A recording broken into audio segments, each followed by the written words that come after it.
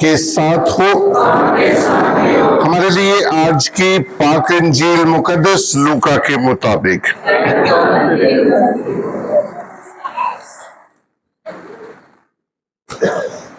उसका 13वां बाब पहली आयत से। उसी मौके पर बाज हाजिर थे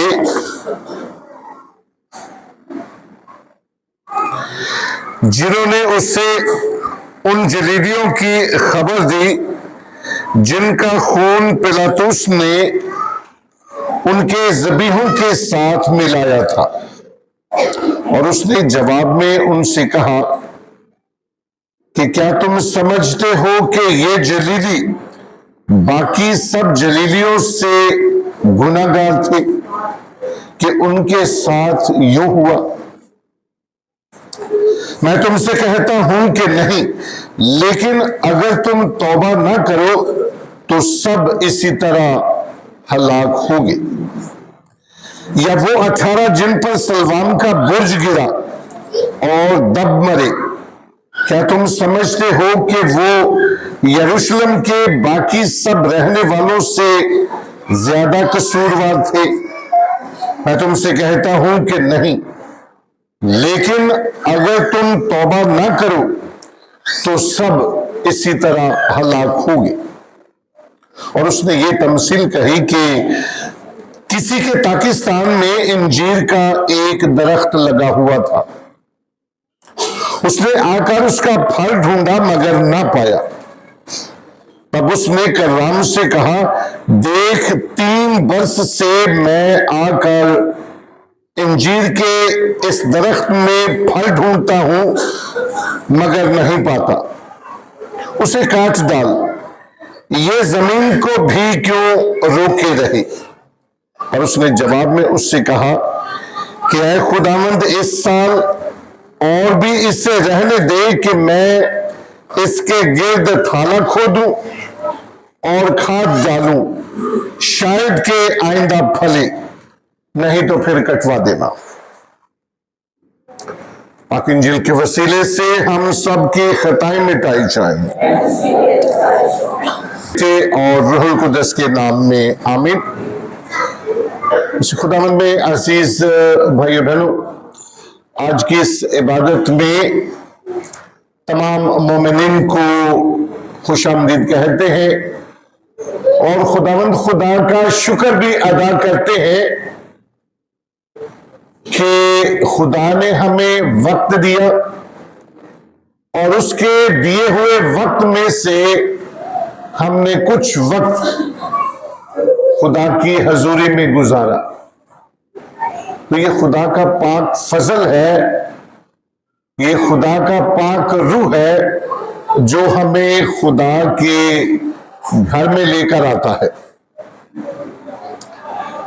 हर रोज हम खुदा के कलाम से एक नई बात सीखते हैं, हर रोज एक नई बात सीखने को मिलती है। आज की तीनों तलावतों में जो हमने पैगाम सुना और जो हमें सबक मिलता है वो है सब्र का। तो कहते हैं कि सब्र का फल मीठा होता है। सब्र में एक उम्मीद होती है और इस उम्मीद पर हम सब कायम हैं।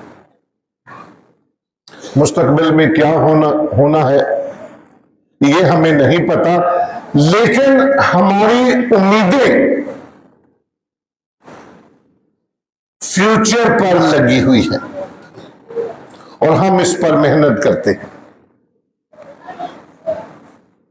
हम अपने बच्चों की परवरिश करते हैं, तरबियत करते हैं, अच्छे स्कूल का चुनाव करते हैं इस उम्मीद के साथ कि ये बच्चे फ्यूचर में हमारा साथ दें, हमारे बाजू बने, हमारा सहारा बने।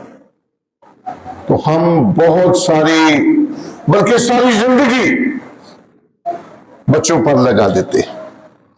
अपनी मेहनत, मुशक्कत, तवज्जो, इस उम्मीद के साथ कि हमारे बच्चों का फ्यूचर अच्छा बन जाए।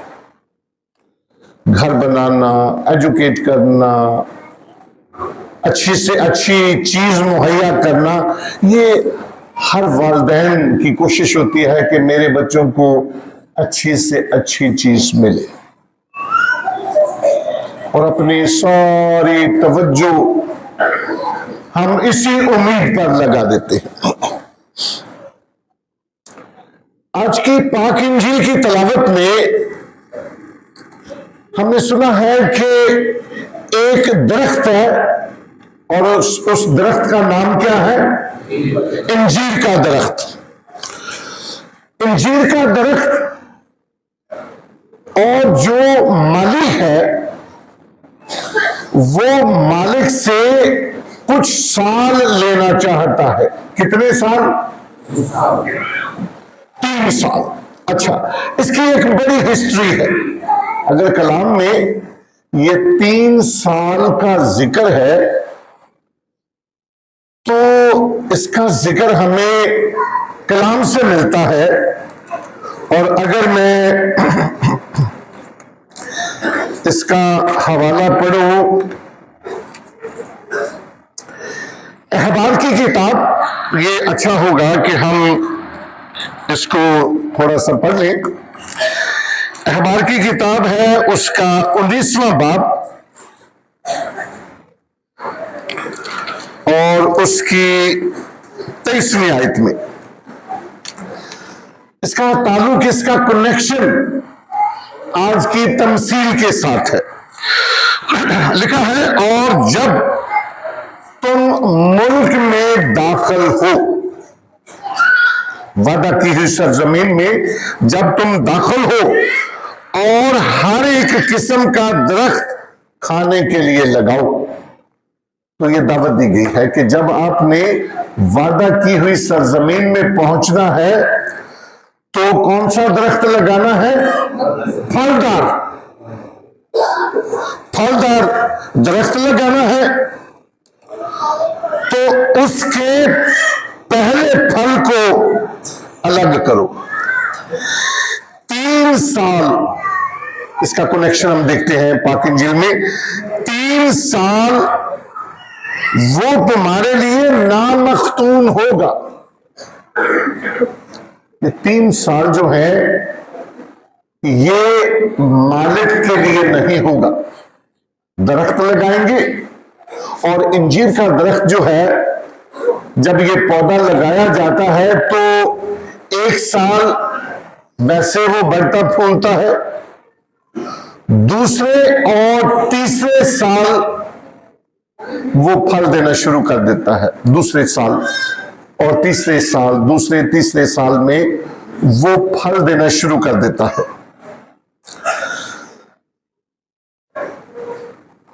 और चौथे साल में उसके तमाम फल, चौथे साल में उसके तमाम फल खुदावंद की तमजीद के लिए पाक होंगे, और 5वां साल तुम उसका फल खाओ।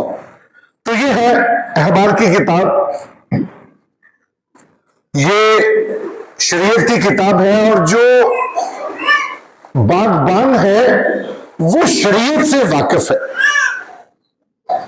कि इंजीर का दरख्त ये दूसरे या तीसरे साल फल देगा, और चौथा साल खुदा के लिए है, 5वां साल आपके लिए है। तो यहां पर एक सब्र की बात है, उम्मीद की बात है। जो इंसानी फैसले हैं ये बड़े जज्बाती होते हैं। हमारे फैसले जज्बाती होते हैं, और जज्बाती फैसले बहुत दफा गलत हो जाते हैं। हम चाहते हैं कि अभी से हुआ है, अभी फैसला हो जाए। इंसान जो है वो इंतजार नहीं करता, और इंतजार ना करना ये नाउमीदी की बात है।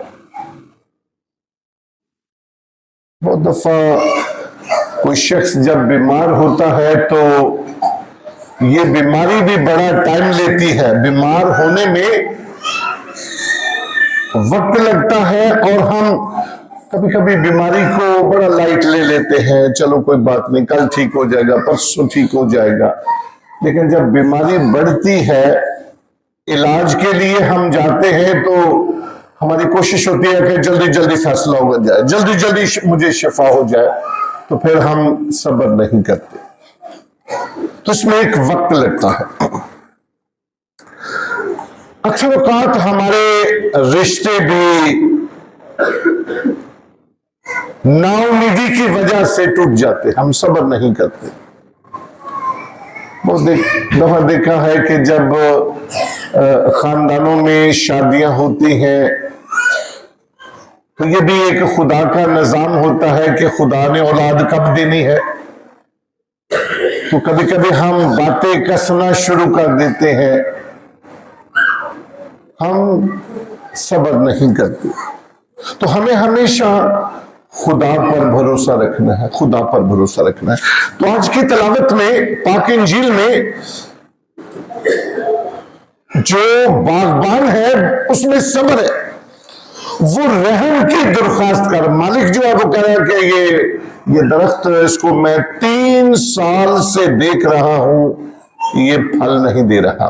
इसका मतलब है कि ये बेफल है, बेफल, इसको निकाल दो।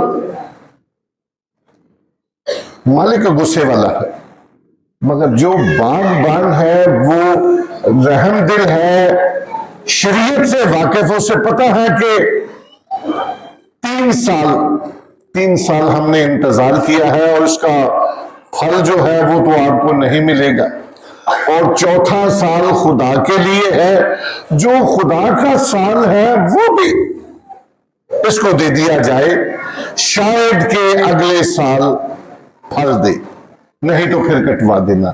तो जो बागबान है वो रहम की दरख्वास्त करता है। आज की तीनों तलावतों में जो हमें सबक मिलता है वो ये है कि खुदा जो है वो रहम दिल है, गुनाह चाहे बड़े से बड़ा क्यों ना हो, खुदा माफ करता है। आज की पहली तलावत में हम इस वाक़े से बखूबी वाकिफ है, इस वाक़े से हम जानते हैं कि खुदा जो है वो हजरत मूसा पर एक जलती हुई झाड़ी में जाहिर हुआ। तो इसकी बड़ी एक हिस्ट्री है। हम जानते हैं कि हजरत मूसा से गुनाह क्या हुआ, बड़ा गुनाह क्या हुआ कि उसने एक मिस्री को मार दिया, कत्ल कर दिया, और इस खौफ से, इस डर से कि एक तो वो है मिस्री और मिस्र में वो रह रहा है, उसके अंदर एक खौफ है कि अब मेरे लिए खतरे की घंटी बज गई है, मेरी जिंदगी चंद दिन है। इस खौफ में वो भाग निकलता है और अपने ससुर यत्रो के यहां आ जाता, उसकी भेड़ बकरियां चराता, क्योंकि खुदा ने उसे चुना है, मखसूस किया है, इसीलिए पैदा किया है ताकि वो लोगों की रहनुमाई करे। तो खुदा जो है बड़े से बड़ा गुनाह भी माफ करता है, बशर्ते के इंसान तौबा करे। बड़ा खूबसूरत मंजर है। सबसे पहले हम देखते हैं कि खुदा का आसमान से नीचे आना। तो कलाम में लिखा है पहली तलावत में कि मैंने अपने लोगों की मुज़ल्लत देखी। क्या देखी? कि मेरे लोग तो जलील हो रहे हैं, जिनको मैंने बरकत दी है वो तो बड़े परेशान हैं, और इस परेशानी में, लोगों की परेशानी को देखते हुए खुदा जो है वो आसमान से बुलंदी को छोड़कर जमीन पर आया, जलती हुई झाड़ी में। ये बड़ा खूबसूरत मंजर है। इस मंजर की खूबसूरती क्या है कि जो झाड़ी है, झाड़ी उसका अपना वजूद है और उस झाड़ी में एक आग भी है। दो चीजें हैं, झाड़ी का अपना वजूद है और उसके अंदर आग है। हम जब देखते हैं किसी चीज को आग लगती है तो आग भस्म करके आगे बढ़ जाती है, पीछे सब कुछ खत्म। अगर लकड़ियां हरी भरी हैं, वहां से धुआं निकलता है, तो ये हमारा तजुर्बा, आप सबका तजुर्बा है। जब आग लगती है धुआं निकलता है और जिस चीज को आग लगती है वो खत्म हो जाती है। यहां पर मिजाज फर्क है, झाड़ी का वजूद भी है, झाड़ी जरखेज भी है और आग भी है। इस चीज ने हजरत मूसा को अट्रैक्ट की। ये क्या है? काफी अरसे से मैं देख रहा हूं, ना झाड़ी का वजूद खत्म होता है और ना इस आग से धुआं निकलता है। तो यह है खुदा की मौजूदगी। और इस बात को देखते हुए एक तजस्सुस बड़ा है। हजरत मूसा झाड़ी के करीब गए और झाड़ी से एक आवाज आती है, आवाज आती है और हजरत मूसा सवाल पूछते हैं कि ये आग, आग में से आवाज तो है कौन? और आग से आवाज आई, मैं हूं जो हूं, मैं हूं जो हूं। इससे क्या मुराद है कि मैं वो हूं जिसने कायनात को बनाया है। खुदा अपनी जो उसकी मौजूदगी है या जो उसकी हजूरी है, अपने आप को दिखाता है कि मैं हूं। कौन? जिसने कायनात को बनाया है। मैं वो हूं जिसने तुम्हारे बाप दादा को बुलाया है और निजात का वादा किया है। मैं तुम्हारे बाप इब्राहिम का खुदा, इसहाक का खुदा, याकूब का खुदा, जो उर्स से, कुर्बानियों के उर्स से मैं उनको निकाल ले आया। मैं हूं, मैं वो हूं। और हजरत मूसा जो है वो और ज्यादा करीब होते हैं, करीब होते हैं। और आग से आवाज क्या आती है कि ऐ मूसा अपनी जूती उतार, क्योंकि ये जगह पाक है, ये जगह पाक है। अक्सर औकात इस कलाम को हम तहरीरी तौर पर लेते हैं, जैसे लिखा है।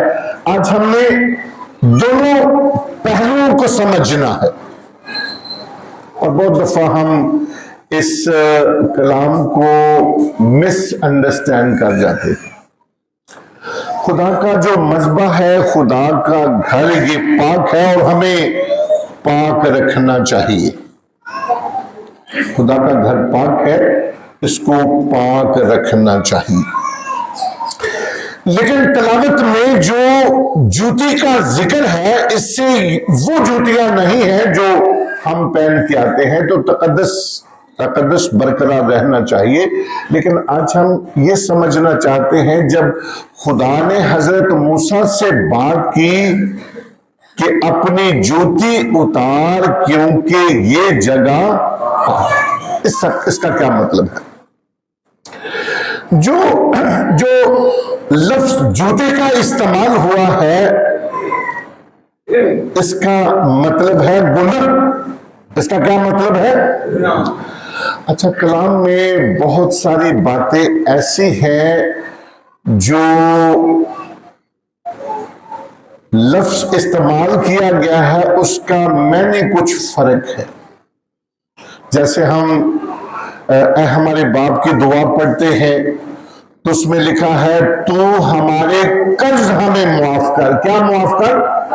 तो कर्ज से ये मुराद नहीं है कि मैंने किसी से उधार लिया है और वो मुआफरे से ये मुराद नहीं है। यहूदी लोग अपनी जुबान पर गुनाह का लफ्ज लेकर नहीं आना चाहते। इस तरह मैं दोबारा गुनहगार बन जाता हूं तो गुनाह का लफ्ज, गुनाह की जगह पर जो लफ्ज इस्तेमाल हुआ है वो है कर्ज। तो हमारे कर्ज हमें मुआफ कर।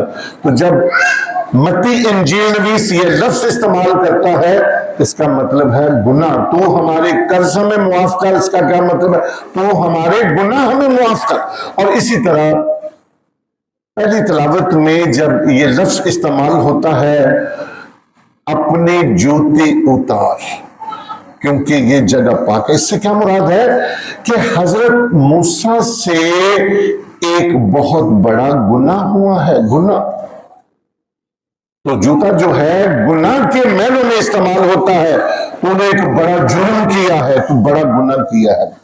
तो नबी भी, नबियों से भी, चूंकि वो इंसान है और इंसान होते हुए जज्बाती फैसले भी हो जाते हैं।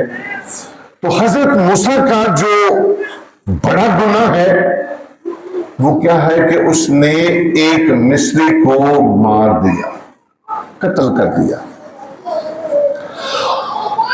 और खुदा जब हजरत मूसा को बुलाता है कहता है कि अपनी जूती उतार क्योंकि ये जगह पाक है, यानी तू अपने गुनाहों से तौबा कर।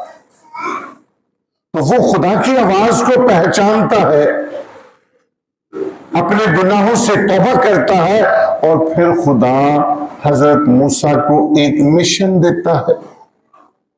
ये हजरत मूसा का एक बुलावा है, उसकी मखसूसियत है और मिशन दिया जाता है कि तूने मेरी कौम की रहनुमाई करनी है, गल्लाबनी करनी, रहनुमाई करनी है। तो आज की पाक इंजील में भी हम देखते हैं कि पाक इंजील में हमें सिखाया गया है कि जो इंसानी सोच वो फर्क है और खुदा की सोच फर्क है। हम जो इंसान हैं, अगर किसी का हादसा हो जाता है या बीमारी लाहक हो जाती है तो हम इंसान समझते हैं कि ये शायद गुनाह की सजा है। ये इंसानी सोच है। तो खुदा का जो अंदाज है वो फर्क है, खुदा का पैमाना फर्क है।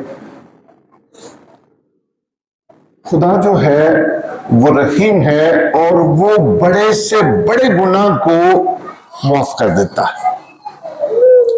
दो तीन वाकयात जब देखते हैं, ज़काई महसूल लेने वाला, टैक्स कलेक्टर है, सरदार है, तो लोग जो है वो ज़काई से नफरत करते हैं, मिलना नहीं चाहते, बाइकआउट किया हुआ है।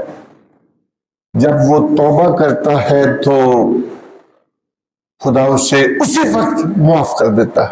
आज इस घर में नजात आई। डाकू जो सलीब पर है, बड़े गुनाह की सजा है, और जब डाकू जो है वो तौबा करता है, रहम की अपील करता है और अपनी सजा को कबूल करता है, मान लेता है कि हमें तो अपने किए की सजा मिल रही है, हमने गलत किया है उसकी सजा मिल रही है, और साथ साथ रहम की अपील की कि खुदावंद जब तू अपनी बादशाही में जाए तो मुझे, और यीशु ने क्या कहा कि तू आज ही मेरे साथ। हम देखते हैं कि मुशर्रफ बेटा जो बेटा है सबसे छोटा, वो अपने बाप से कहता है कि मेरा हिस्सा जो बनता है वो मुझे दे दे।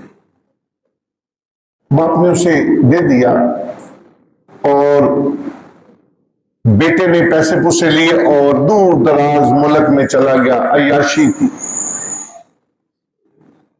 जब इंसान के पास पैसा होता है तो पैसा इंसान को अंधा कर देता है।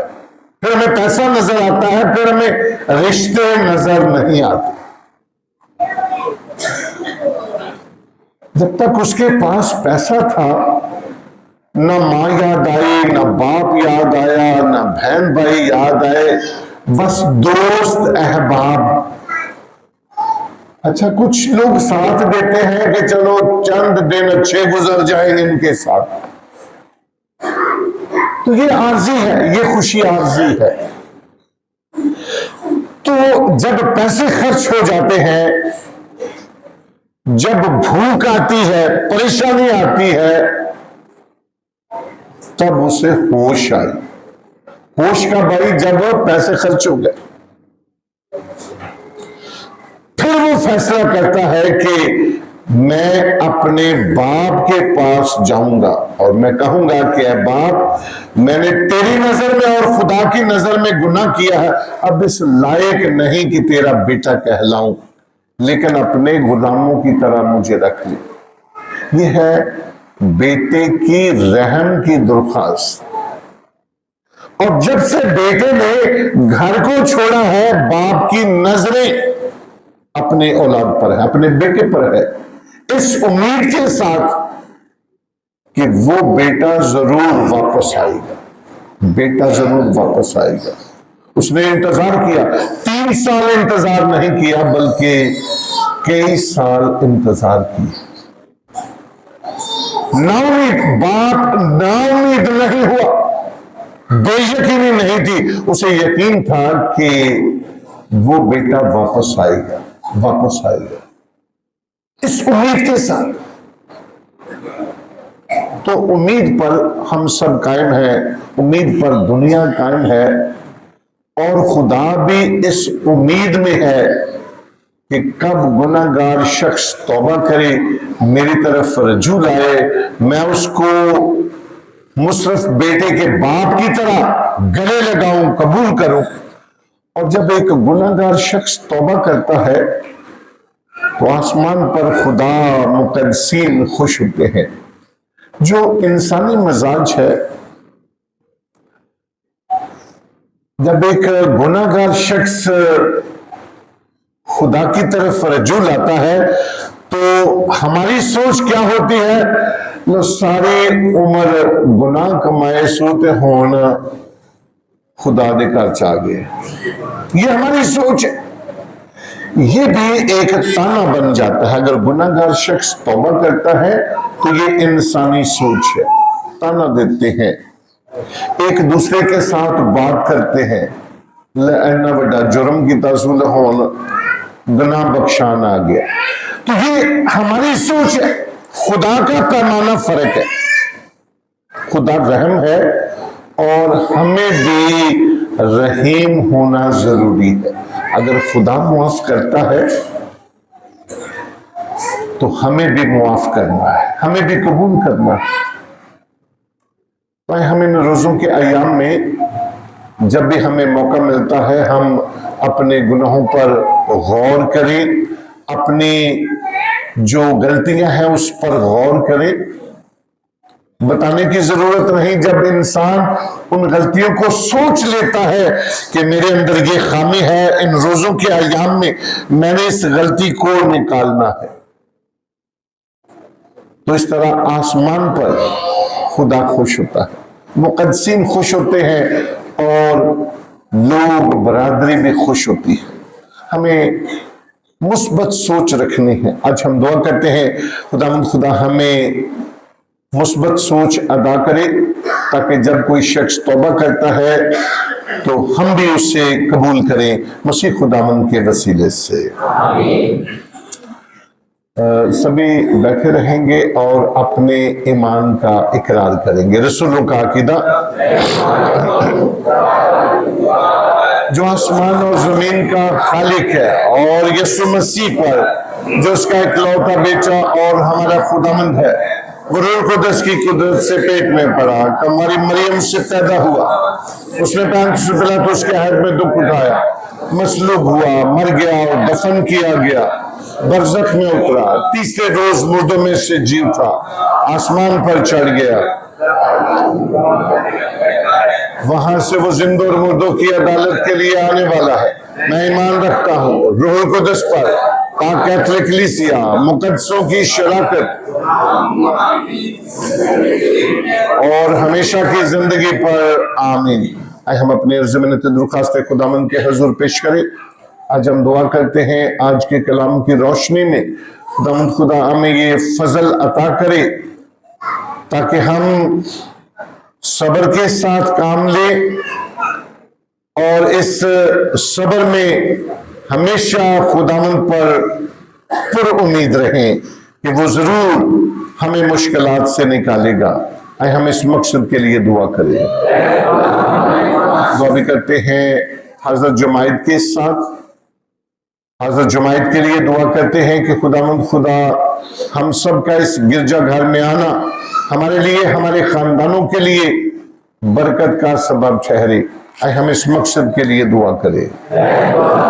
उन तमाम लोगों के लिए दुआ करते हैं जिन्होंने हमें दुआ के लिए कहा है। खुसूसी तौर पर दुआ करते हैं उन तमाम बे औलाद जोड़ों के लिए। खुदा उन बे औलाद जोड़ों को औलाद से नवाजे, अपनी बरकत से नवाजे, ताकि वो माँ बाप बनकर तेरे नाम को जलाल दे सके।